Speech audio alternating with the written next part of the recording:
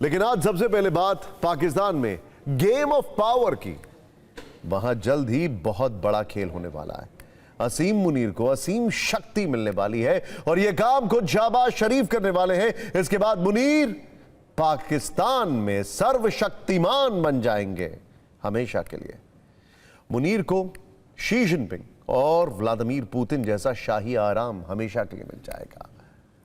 मुनीर पाकिस्तान की 24 करोड़ जनता को सबसे बड़ा धोखा देने वाले हैं और इस खबर को सुनकर पाकिस्तान में विपक्ष भड़का हुआ है। इस खबर को समझने के लिए पाकिस्तान के संविधान को समझना होगा, क्योंकि यह पूरा षड्यंत्र संविधान में बदलाव के साथ शुरू होगा। ऐसा करके पाकिस्तान में नाम मात्र बचे लोकतंत्र को भी कुचलने का प्रयास होगा। फिर मुनीर के लिए शहबाज शरीफ पर कठपुतली पीएम होने की फाइनल ठप्पा लग जाएगा। इस वक्त पाकिस्तान हर फ्रंट पर संकटों से घिरा हुआ है। बलूचिस्तान में लड़ाके मुनीर की आर्मी को चुन चुन कर मार रहे हैं। तालिबानी लड़ाके यानी टीटीपी पेशावर तक घुसकर पाकिस्तान की चौकियों को नष्ट कर रहे हैं। ऐसी मुसीबत के बीच शहबाज शरीफ मुनीर को असीम शक्ति देने के प्रयास में। शहबाज शरीफ यह विचार कर रहे हैं कि कैसे भी करके कानूनी रूप से मुनीर की शक्ति का विस्तार हो। दरअसल शहबाज सरकार 27वां संविधान संशोधन पेश करने की तैयारी कर रही है। इसका प्रमुख उद्देश्य है असीम मुनीर की शक्ति को बढ़ाना। सेना प्रमुख मुनीर आधिकारिक रूप से 28 नवंबर 2025 को रिटायर होने वाले थे मैं जानबूझ के कह रहा हूं, क्योंकि शायद अब ऐसा होगा नहीं जो हालात दिखाई दे रहे हैं। पाकिस्तान सरकार संविधान के अनुच्छेद 243 में बदलाव की तैयारी कर रही है। अनुच्छेद 243 पाकिस्तान के संविधान का वो हिस्सा है जो सेना की कमान और नियुक्ति से जुड़ा हुआ है। इसके तहत राष्ट्रपति प्रधानमंत्री की सलाह से सेना के प्रमुखों की नियुक्ति करते हैं। अब प्रस्ताव है कि इसमें बदलाव कर फील्ड मार्शल के पद को संवैधानिक दर्जा दिया जाए। शहबाज शरीफ ने मुनीर को फील्ड मार्शल की उपाधि दी है, लेकिन यह पद संविधान में मौजूद ही नहीं है। इसीलिए सरकार इसे संवैधानिक कवच देना चाहती है। विशेषज्ञों का मानना है कि असल मकसद सेना प्रमुख की सेवा अवधि को संवैधानिक सुरक्षा देना है। आशंका यह भी जताई जा रही है कि संशोधन से सेना प्रमुख की नौकरी की अवधि 5 साल तक स्थायी की जा सकती है। पाकिस्तान में यह कारनामा इससे पहले जनरल जियाउल हक और जनरल परवेज मुशर्रफ ने भी किया था, और आपको याद होगा उन दोनों का क्या अंजाम हुआ था। सोचिए, अगर शहबाज शरीफ अपने इस उद्देश्य में कामयाब हो जाते हैं तो पाकिस्तान में क्या होगा। पाकिस्तान में हमेशा के लिए लोकतंत्र लॉकआउट हो जाएगा। आतंकी मुख्य अतिथि बनकर पाकिस्तान के शहरों में घूमेंगे, रैलियां निकालेंगे। आतंकी हाफिज मसूद सत्ता को अपनी विशेष सलाह देंगे। सेना को पाकिस्तान को लूटने का आधिकारिक लाइसेंस मिल जाएगा। पाकिस्तान की सरकार भी आतंकियों के हित वाली ही योजनाएं बनाएगी, और यह सब देखकर फील्ड मार्शल कहेंगे मुनीर खुश हुआ। वैसे भी मुनीर का इरादा लंबे समय तक फील्ड मार्शल की कुर्सी पर बैठे रहने का है। वो सेना के सुप्रीम कमांडर बनकर पाकिस्तान पर राज करने का सपना देख रहे हैं। शहबाज सरकार की इस तैयारी को लेकर पाकिस्तान में बवाल मचा हुआ है। क्या पाकिस्तान फिर से सैन्य शासन की ओर लौट रहा है, या फिर पाकिस्तान में मुनीर के लिए सत्ता पलट, वो भी संविधान के नाम पर होने वाला है? क्योंकि अगर 27वां संशोधन पारित हो जाता है तो यह पाकिस्तान के इतिहास में एक और martial law without the name होगा, यानी संविधान के भीतर सेना को सर्वोच्च बना देने वाला लोकतंत्र बन जाएगा पाकिस्तान। वैसे आपको बता दें कि इस प्रस्ताव में कई और भी योजनाएं शामिल हैं, जिसका मकसद प्रमुख शक्तियों का केंद्रीकरण है। कहा जा रहा है कि शहबाज सरकार राष्ट्रीय वित्त आयोग पुरस्कार में प्रांतीय हिस्से को दिए गए संवैधानिक संरक्षण को हटाना चाहती है। यह प्रावधान प्रांतों को संघीय राजस्व में न्यूनतम हिस्सेदारी की गारंटी देता है। इसके अलावा अनुच्छेद 191 ए को समाप्त करने और एक संवैधानिक न्यायालय का या सर्वोच्च संवैधानिक न्यायालय की स्थापना के लिए एक नया अनुच्छेद लागू करने की भी बात है। खैर, अब बात भारत की त्रिशूल शक्ति से बेहाल पाकिस्तानी सेना की करते हैं। भारत का त्रिसेवा संयुक्त अभ्यास युद्ध अभ्यास पाकिस्तान में खलबली की वजह बन गया। भारत की थल सेना, नौसेना और वायुसेना ऐसे समय में अभ्यास कर रही है जब पाकिस्तान में अफगानिस्तान के लगातार हमले हो रहे हैं, जब अफगानिस्तान की सेना मुनीर के सैनिकों को चुन चुन कर मार रही है। भारत ने समुद्री सीमाओं पर संयुक्त युद्ध अभ्यास त्रिशूल शुरू किया। यह अभ्यास भारत की त्रिसेवा एकता और तीव्र प्रतिक्रिया क्षमता को प्रदर्शित करता है। 3 नवंबर से शुरू हुआ यह युद्ध अभ्यास 13 नवंबर तक चलेगा। हालांकि यह एक नियमित सैन्य अभ्यास है, लेकिन पाकिस्तान की सुरक्षा एजेंसियों ने इसे लेकर अत्यधिक सतर्कता बरतनी शुरू कर दी है। पाकिस्तान ने डर के मारे नो टाइम जारी कर दिया। नो टाइम का मतलब होता है नोटिस टू एयरमैन। जहां यह जारी किया जाता है वहां पर कोई भी एयरलाइंस अपने एयरक्राफ्ट फ्लाई नहीं करती है। पाकिस्तान ने 1 नवंबर से 30 नवंबर तक तटीय इलाकों के साथ ही दक्षिणी एयर स्पेस के बड़े हिस्सों को बंद करने वाला नो टाइम जारी किया है। साफ है, पाकिस्तान की सरकार और मुनीर की सेना दबाव और तनाव दोनों में। डरी हुई पाकिस्तानी सेना ने भारतीय सेना के त्रिशूल अभ्यास की निंदा की है। बट ऑफ कोर्स पाकिस्तानी सेना के propaganda wing, inter service public relations के महानिदेशक लेफ्टिनेंट जनरल अहमद शरीफ चौधरी ने कहा है कि भारत को यह जान लेना चाहिए कि इस बार प्रतिक्रिया और भी कड़ी होगी। यानी ऑपरेशन सिंदूर में पाकिस्तान की रस्सी जल गई, लेकिन अभी तक अकड़ नहीं गई है। बोल रहे हैं इस बार, पिछली बार क्या हाल किया था ये तो जानते ही है ना। आर्मी के सदर्न आर्मी कमांड, नेवी का वेस्टर्न कमांड, एयरफोर्स के south western air command participate कर रहे हैं और उसमें हमारा मेन उद्देश्य यह है कि how to enhance this synergy between all the maritime forces as well as inter services. So it is a very large complex environment and this is a multi-domain integrated operation which we are conducting. This includes, other than the conventional part of cyber, space, all these aspects also are being considered.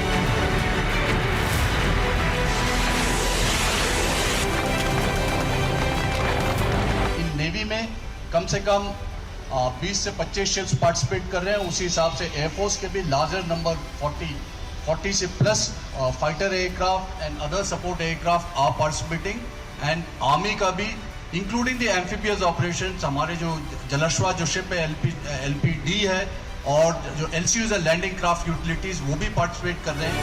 फिक्र में वक्त हो गया है बिहार के चुनाव special का, जिसमें सबसे हॉट और ट्रेंडिंग सीट बनी हुई है मोकामा। भले ही बाहुबली अनंत सिंह बाहर रहें या जेल जाए, मोकामा में कड़ी फाइट है और माहौल एकदम टाइट है। शायद इसीलिए चुनाव आयोग की विशेष नजर भी यहीं बनी हुई है। फजीहत भी इसी सीट को लेकर ज्यादा है, वो चाहे सरकार की हो या आयोग की। क्यों हम ये कह रहे हैं, ध्यान से देखिए। अब इसी फजीहत में फंस गए जेडीयू के वरिष्ठ नेता और केंद्रीय मंत्री राजीव रंजन सिंह उर्फ ललन सिंह। वो मोकामा में गए तो थे अनंत सिंह का प्रचार करने, लेकिन कुछ ऐसा बोल गए कि अपने ऊपर मुकदमा करवा बैठे। वैसे तो मोकामा की चर्चा पहले दिन से है, लेकिन दुलार चंद यादव की हत्या के बाद से लगातार यह सीट सुर्खियों में है। इसी केस में अनंत सिंह सलाखों के पीछे हैं। ऐसे में केंद्रीय मंत्री ललन सिंह ने उनके प्रचार की कमान संभाली, कार्यकर्ताओं से मिलने पहुंचे। मोकामा में इसी मुलाकात का एक वीडियो वायरल है, जिसमें वो कह रहे हैं कि 1-2 नेता हैं, चुनाव के दिन उन्हें घर से निकलने नहीं देना है, घर में पैक कर देना है। अगर ज्यादा हाथ पैर जोड़ेंगे तो अपने साथ ले जाकर वोट गिराने देना है। भाषण का यह हिस्सा आरजेडी ने जारी किया है। आरजेडी ने इल्जाम लगाया है कि यह गरीबों को वोट देने से रोकने की कोशिश है। आपको उनका पूरा बयान सुनाते हैं। एक आदमी नेता है तो चुनाव के दिन उनका घर से निकले मत ही हो, उनका घर में पैक कर दी। आप बहुत अगर हाथ जोड़तो तो कहियो कि तू चला हमनी के साथ अपन वोट गिरावा और आके घर में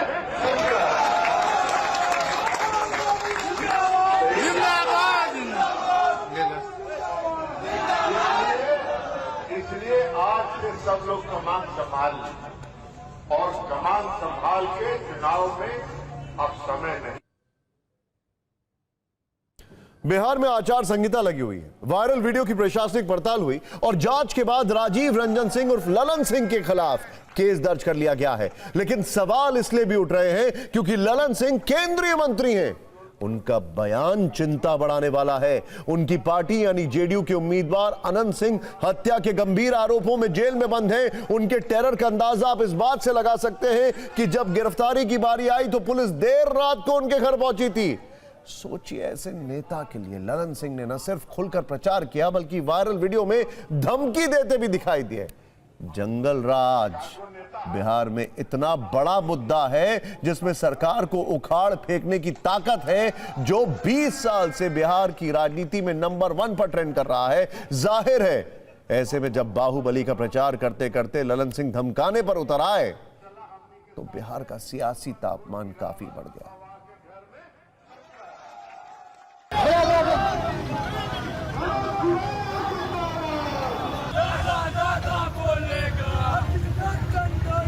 ये हार की बौखलाहट है। ये जो गर्मी दिखा रहे हैं वो प्रधानमंत्री और गृह मंत्री की नज़र में चढ़ने के लिए इस प्रकार के बयान दे रहे हैं। एक केंद्रीय मंत्री अगर इस प्रकार की जुबान का प्रयोग करते हैं तो लोकतंत्र के लिए और चुनावी प्रक्रिया के लिए कहीं से भी सही नहीं है। सत्ता की गर्मी और चुनाव आयोग की शह पर आप सोचते हैं कि विपक्ष को हरा देंगे तो ये बिल्कुल भी संभव नहीं है। उन्होंने कहा कि एक नेताजी अगर जिद करें तो उनको साथ में ले जाके वोट दिलवा दीजिए।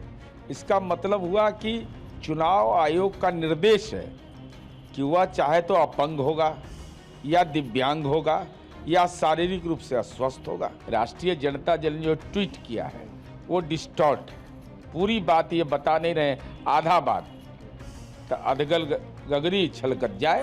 ऐसा बात तो कोई अपराधी ही न कर सकता है। कम से कम जो भारत सरकार में मंत्री हो, जो मुख्यमंत्री हो, जो प्रधानमंत्री हो, उसको भाषा की मर्यादा बनाए रखना चाहिए, नहीं तो इस तरह के पद पर नहीं रखना चाहिए। भाई इलेक्शन कमीशन वही करेगा जो एनडीए की सरकार चाहेगी। एक कोई ललन सिंह जी हैं, क्या बोल रहे हैं सुना आपने कि विपक्ष के कैंडिडेट को चुनाव के दिन बाहर मत निकलने दीजिएगा। सुना अभी एफआईआर हुई। आप सभी लोग कह रहे होंगे ये तो बहुत हो गया जी, लेकिन बहुत बहुत क्या होता है ये हम आपको दिखाने वाले हैं। अब से कुछ मिनटों के अंदर बंगाल में जो एसआईआर को लेकर हुआ है वो बहुत बहुत बहुत हो गया। वो आप देखिएगा, इसके लिए ट्यून इन करके रखिए, जाइएगा नहीं। लेकिन मोकामा से ही 40 सेकंड का एक और वीडियो वायरल है। 3 नवंबर के इस वीडियो में आपको ललन सिंह और सम्राट चौधरी रोड शो करते दिख रहे होंगे। खुली जीप में हाथ जोड़े जब वो शहर से गुजर रहे थे, उनसे विकास को लेकर कुछ कड़े सवाल पूछ लिए गए। देखिए देखिए देखिए, प्रश्न सरकार से था, केंद्रीय मंत्री ललन सिंह से था। साथ चल रही जनता में से किसी युवक ने पूछा कि समस्याओं का समाधान होगा या नहीं। 20 साल से सरकार चला रही जेडीयू के नेता ललन सिंह ने कोई जवाब नहीं दिया। उन्होंने तो मुड़कर तक नहीं देखा। गाड़ी आगे निकल गई, लेकिन उनकी खामोशी बहुत कुछ कह गई। हॉस्पिटल आदि के बारे में क्यों नहीं बोलते हैं सर आप कभी कुछ? यहाँ का क्या समस्या का समाधान होगा कि नहीं सर?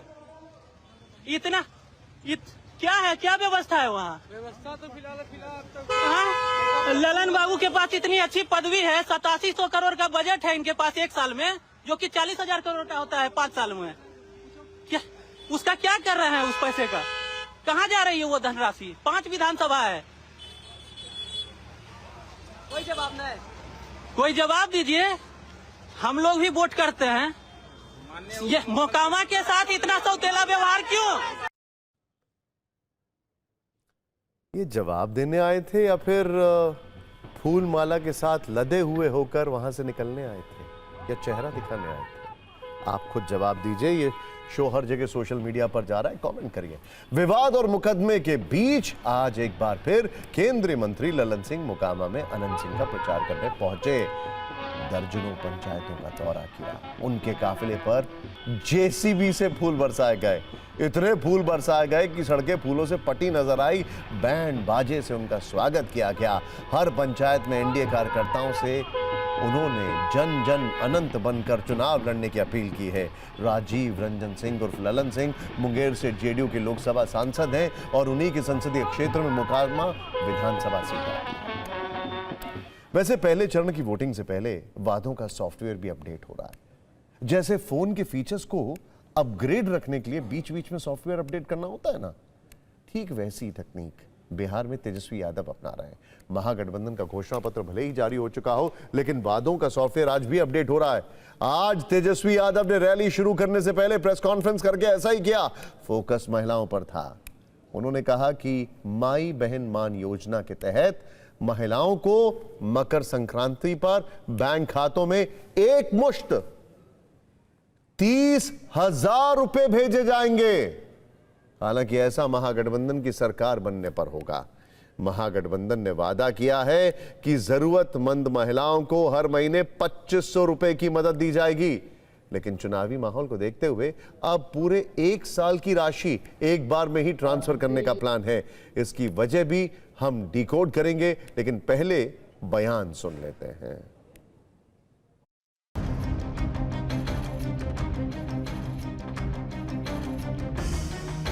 सरकार बनेगी और 14 जनवरी मकर संक्रांति के दिन मां बहन मान योजना के तहत पूरे 1 साल का 30,000 रुपया माताओं बहनों के खाते में हम लोग डालने का काम करेंगे।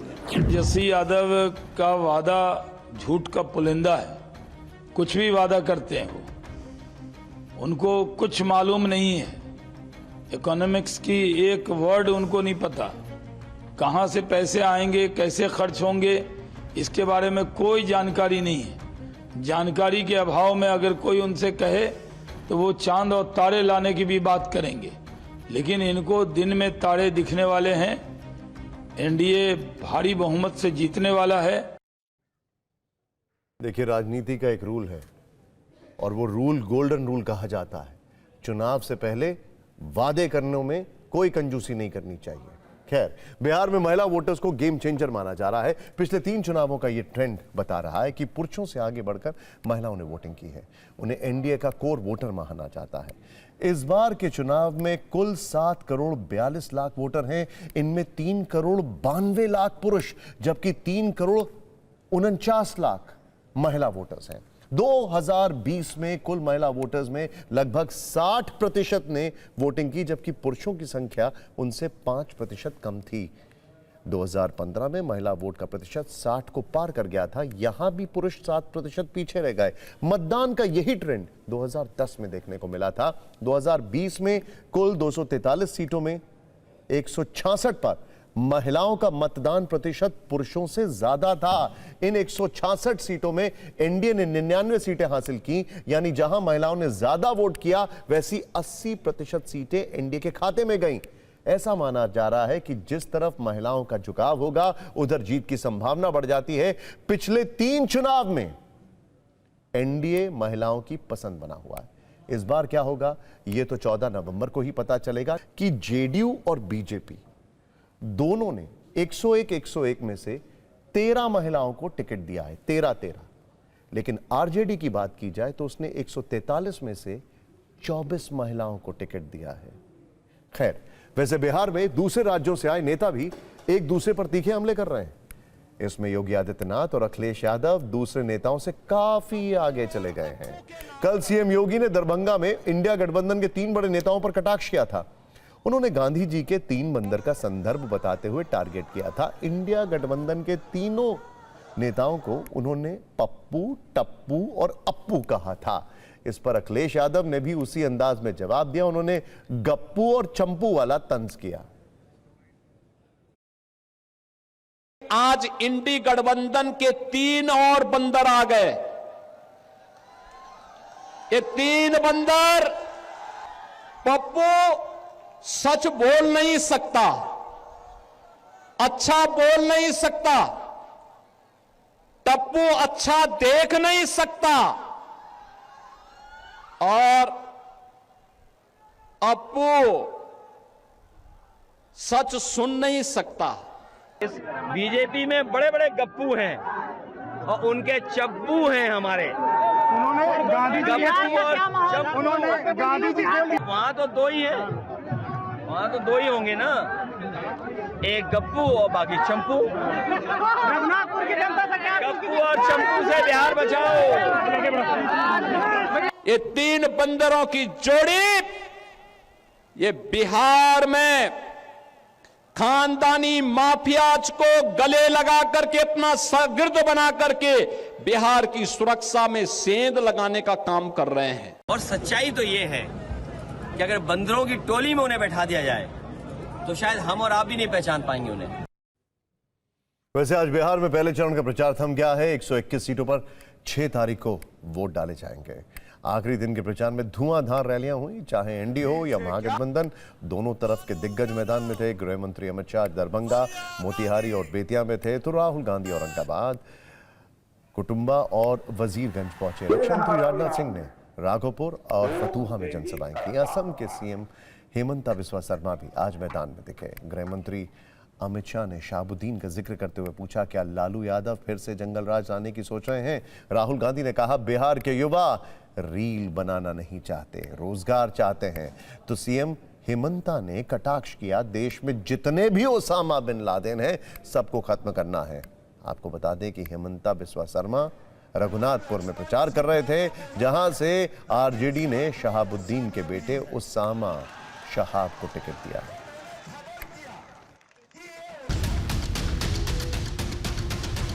लालू प्रसाद और उसकी पार्टी, उनके बेटे शहाबुद्दीन अमर रहे के नारे लगाते। मैं पूछना चाहता हूं लालू प्रसाद जी को, फिर से क्या आप जंगल राज लाने की सोच रहे हो? भीड़ से मैं सवाल पूछना चाहता हूं, आप रील बनाना चाहते हो या आप रोजगार चाहते हो? सुन लीजिए नीतीश जी, सुन लीजिए मोदी जी, ये रील नहीं बनाना चाहते, ये रोजगार चाहते हैं।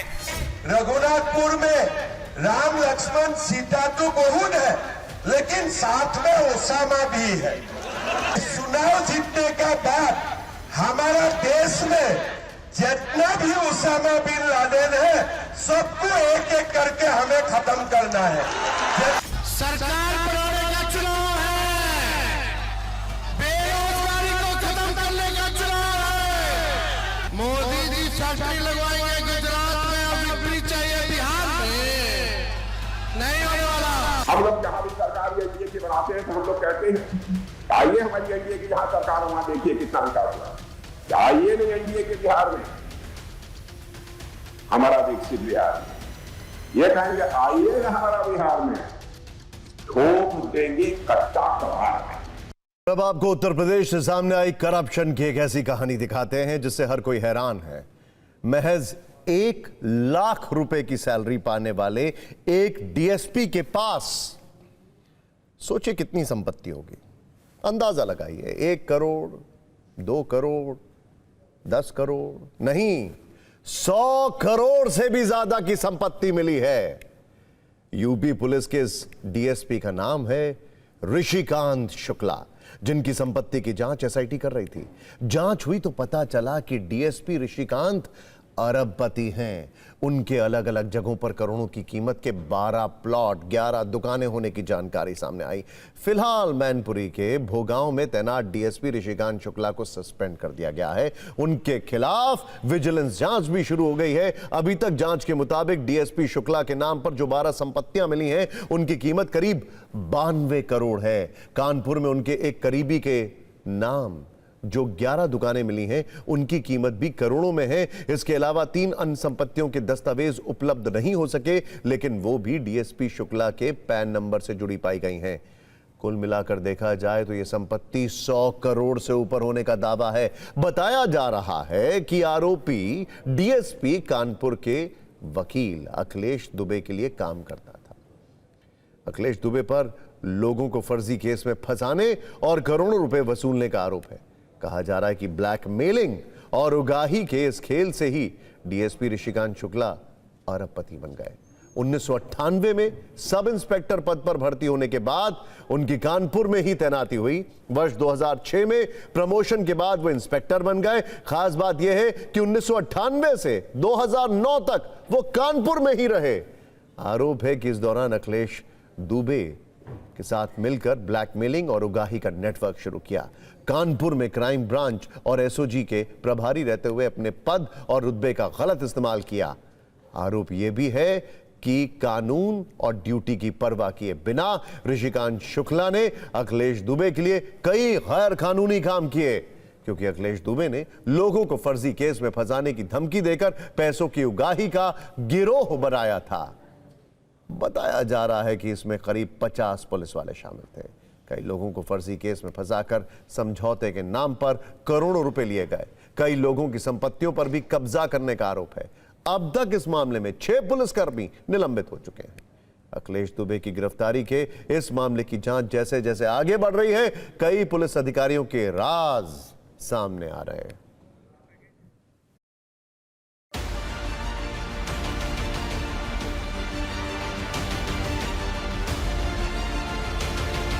इस वक्त हम खड़े हैं कानपुर के आर नगर इलाके में, जहां पर निलंबित डिप्टी एसपी ऋषिकांत शुक्ला की 11 से अधिक दुकानें बताई जा रही हैं, जो कि उनके नाम और उनके परिवार के नाम बताई जा रही हैं।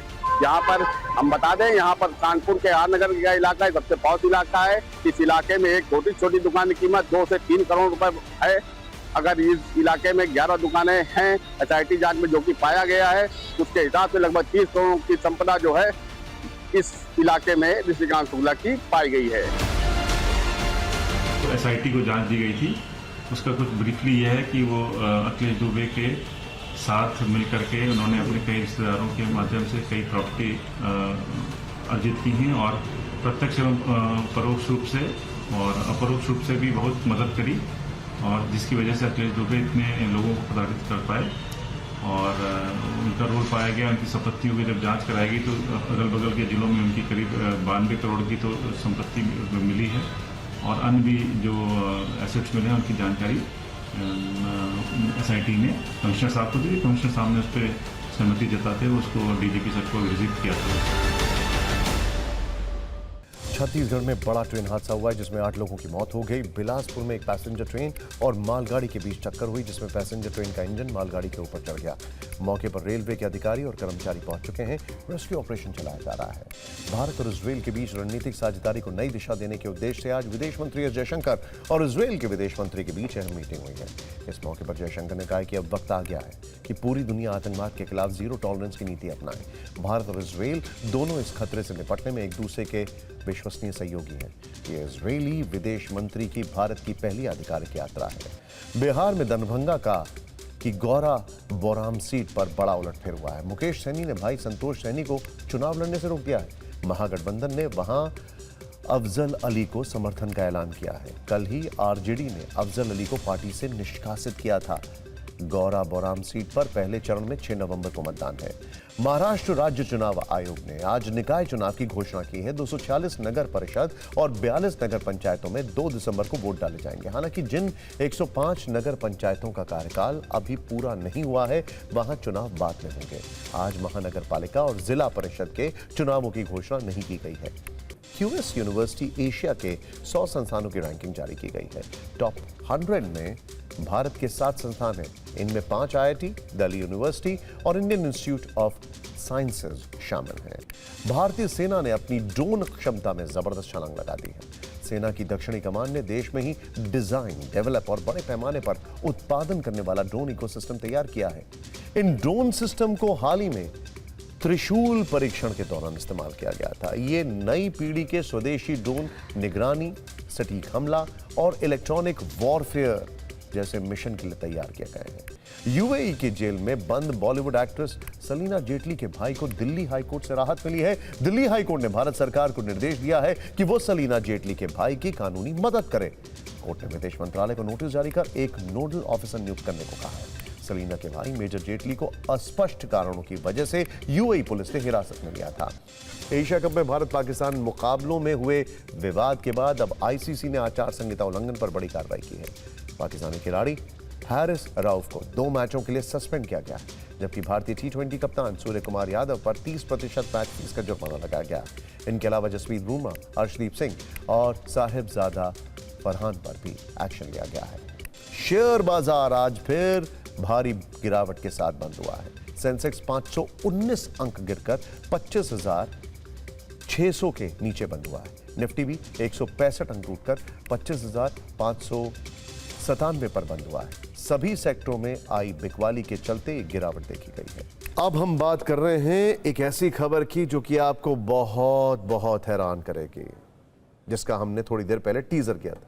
बात है बंगाल की, जहां लोकतंत्र पर फिलहाल धमकी तंत्र हावी दिख रहा है और इसकी वजह है SIR 2.0 यानी स्पेशल इंटेंसिव रिवीजन, जिसकी प्रक्रिया आज देश के 12 राज्यों में शुरू हो गई। लेकिन SIR 2.0 को लेकर शायद जितनी आग बंगाल में है उतनी शायद कहीं और नहीं है। इसका अंदाजा कुछ बयानों से आपको लग जाएगा, जैसे बंगाल में SIR के जरिए वोटर्स के नाम कटे तो आग भड़केगी, खून बहेगा। SIR के नाम पर असली वोटर हटाए तो बीजेपी कार्यकर्ताओं को सार्वजनिक रूप से आग लगा देंगे। SIR के बहाने CA पर भी माहौल बनाया जा रहा है और TMC के एक मंत्री ने कहा वो बीजेपी और चुनाव आयोग के लोगों की टांगे तोड़ देंगे। ये बयान कहे जा रहे हैं, हम नहीं कह रहे हैं, बयान आ रहे हैं। खुद मुख्यमंत्री ममता बनर्जी ये चेतावनी दे चुकी हैं कि आग से मत खेलो। तो अब इस धमकी मॉडल का नया एपिसोड TMC के सांसद ने रिलीज किया है और कहा है कि बीजेपी के नेता आएंगे लेकिन लौट नहीं पाएंगे। आज आपको उस सांसद से मिल पाएंगे, लेकिन पहले पश्चिम बंगाल से आई कुछ तस्वीरों की चर्चा करना बहुत जरूरी है, जिसका केंद्र खुद ममता बनर्जी हैं। आज ममता बनर्जी SIR 2.0 के विरोध में कोलकाता में अपने हजारों कार्यकर्ताओं के साथ सड़क पर आई। उन्होंने कोलकाता के रेड रोड पर BR अंबेडकर की प्रतिमा से करीब 4 किलोमीटर लंबा मार्च निकाला। इस मार्च में उनके साथ भतीजे और TMC महासचिव अभिषेक बनर्जी भी थे। ममता बनर्जी ने इस पूरे मार्च के दौरान संविधान की कॉपी को अपने हाथ में पकड़ा था। रैली के दौरान TMC कार्यकर्ताओं ने लोकतंत्र बचाओ और बंगाल का वोट, बंगाल का हक जैसे नारे लगाए। तृणमूल कांग्रेस ने SIR 2.0 के जरिए केंद्र सरकार और चुनाव आयोग पर वोटों की धांधली का आरोप लगाया, जबकि बीजेपी ने कहा कि यह मार्च नहीं, जमात की रैली है और ममता बनर्जी खाला है।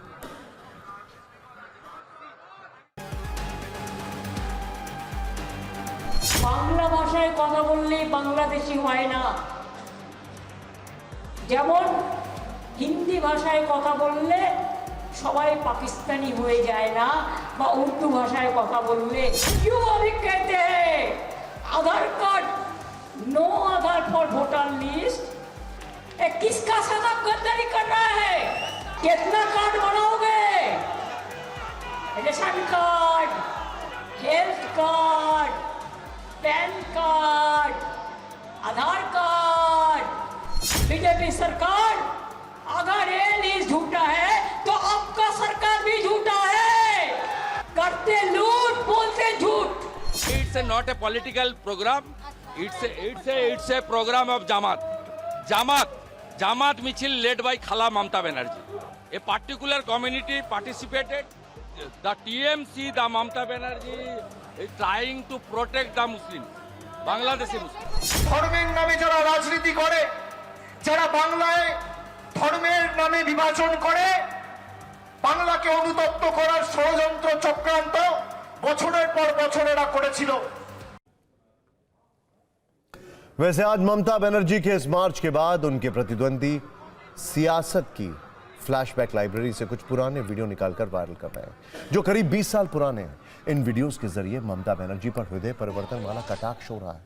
बात 4 अगस्त 2005 की है, जब ममता ने TMC के सांसद रहते हुए लोकसभा में स्पीकर की चेयर की ओर कागजात के कुछ टुकड़े उछाल दिए थे। उसके बाद अपनी सीट पर जाकर रोने लगी थी। यह वो वक्त था जब पश्चिम बंगाल में लेफ्ट की सरकार थी। तब ममता बनर्जी अवैध घुसपैठियों के मुद्दे को बड़े जोर शोर से उठाती थी। वोटर लिस्ट में अवैध मतदाताओं के जोड़े जाने का आरोप लगाती थी। लेकिन अब सत्ता में रहते हुए वही CM Mamata Banerjee voter list के शुद्धिकरण का विरोध कर रही हैं। जब चुनाव आयोग वोटर लिस्ट को पारदर्शी बनाने के लिए SIR 2.0 का अभियान चला रहा है तो ममता इसके विरोध में सड़क पर आ गई हैं और चेतावनी दे रही हैं कि आग से मत खेलो, जल जाओगे। अब उस धमकी तंत्र की बात करते हैं जिसका जिक्र हमने सबसे पहले किया था और बताया था कि बंगाल में SIR की हवा चलते ही कैसे TMC के नेताओं की ओर से धमकियों की डिलीवरी की जा रही है। इसे बढ़ाने का काम किया है TMC के सांसद। आप जानते हैं इनको, कई बार विवादों में रहे। TMC के सांसद कल्याण बनर्जी ने, जिन्होंने बीजेपी के नेता सुकांत मजुमदार और शुभेंदु अधिकारी को चुनौती दी है। कल्याण बनर्जी ने सुकांत मजुमदार और शुभेंदु अधिकारी से कहा है कि एक बार CISF की सुरक्षा के बिना बंगाल के दानकुनी में आए, क्योंकि वो आएंगे तो सुरक्षित वापस नहीं लौट पाएंगे। CISF বাজার কত বড় ক্ষমতা আছে, ওর বাবা অমিত শাহকে করে ফেরত নিয়ে যাও, ওকে দেখবো। আয় সুকান্ত, আয় CISF ছাড়া আসবে, আয় চলে আয়, কত তোর লোক আছে, আর আমরাও লোক নিয়ে যাবো, আমাদের লোক। কোনো CISF থাকবে না, কোনো BSF থাকবে না, কোনো পুলিশ থাকবে না। সুকান্ত তুই আয়, কবে আসবি নোটিশ দিয়ে আয়। আয় শুভেন্দু, আয় আয় লড়ে, ওরে শুভেন্দু পাঠা, ছাগল পাঠা শুভেন্দু, আয় CISF ছাড়া আয়, তুই কত বড় বাপের বেটা দেখে নে।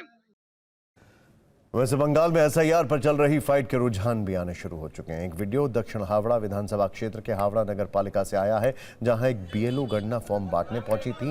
वहां पर लोगों ने उनसे पहचान पत्र मांग लिया। BLO ने बताया कि उन्हें अभी जिला कलेक्टर से कोई ID कार्ड नहीं मिला है, जिसके बाद स्थानीय नागरिकों ने उसका विरोध करना शुरू कर दिया। बहस होने लगी।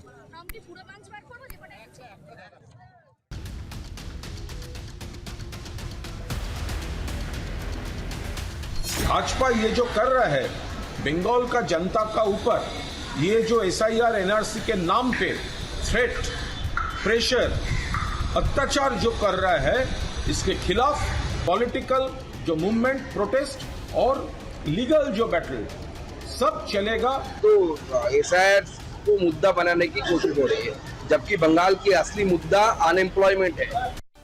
अब फिक्र आपकी में सेहत से जुड़ी हुई एक महत्वपूर्ण जानकारी, जिसमें प्लास्टिक कप में चाय की चुस्की वाला अलर्ट है। प्लास्टिक कप में एक बहुत बड़ा जहर घुला हुआ है, ऐसा रिपोर्ट किया जा रहा है। अगर आप भी प्लास्टिक और पेपर कप में बेफिक्र होकर चाय पी लेते हैं तो आपको मध्य प्रदेश की खबर देखकर सावधान हो जाने की जरूरत है, क्योंकि प्लास्टिक या पेपर कप में चाय पीने से कैंसर वाला रिस्क है। इसको लेकर मध्य प्रदेश के स्वास्थ्य विभाग की ओर से एक एडवाइजरी जारी की गई है, जिसमें कहा गया है कि चाय पीने के लिए लोग अपना कप साथ रखें। कहीं भी प्लास्टिक और पेपर कप में चाय ना पिए, इससे कैंसर होने का खतरा है। इस एडवाइजरी के लिए IIT खड़गपुर के एक रिसर्च का हवाला दिया गया है, जिसमें यह बताया गया है कि डिस्पोजेबल कप में चाय पीने से कैंसर समेत कई बीमारियां हो सकती हैं, क्योंकि पेपर कप की भीतरी परत, इनसाइड लेयर में एक हाइड्रोफोबिक फिल्म इस्तेमाल की जाती है, जो गर्म चाय या कॉफी के संपर्क में आने से टूटने लगती है, या इवन गर्म जूस या गर्म सूप अगर वो भी आप रख रहे हैं, या गर्म पानी, तो भी ऐसा होता है। सिर्फ 15 मिनट में ये छोटे छोटे कणों में टूटकर चाय या कॉफी में घुल जाती है। रिसर्च के मुताबिक डिस्पोजेबल कप में डाली गई गर्म चाय या कॉफी में 15 मिनट में 25,000 माइक्रो प्लास्टिक कण घुल जाते हैं। इस हिसाब से अगर एक व्यक्ति जो दिन में 3 कप चाय पीता है, उसके शरीर में रोजाना 75,000 माइक्रो प्लास्टिक या प्लास्टिक कण जाते हैं। ये माइक्रो प्लास्टिक कैंसर की वजह बन सकते हैं। इसीलिए MP के स्वास्थ्य विभाग ने लोगों से अपील की है कि वो खुद को इस चाय के जहर से बचाएं या इस कप के जहर से बचाएं, और चाय पीने के लिए प्लास्टिक कप का इस्तेमाल कतई ना करें। अगर वक्त रहते ऐसा ना किया गया तो शरीर में माइक्रो प्लास्टिक इकट्ठा हो जाता है, साथ ही निकोनाइड रसायन भी निकलता है, जिससे पाचन तंत्र प्रभावित होने लगता है, डायरिया का खतरा बढ़ जाता है, लिवर और किडनी को भी नुकसान हो सकता है, धीरे धीरे शरीर का इम्यून सिस्टम प्रभावित होने लगता है। इससे कैंसर जैसी गंभीर बीमारी हो सकती है, साथ ही नर्वस सिस्टम से जुड़ी गंभीर बीमारियां भी हो सकती हैं।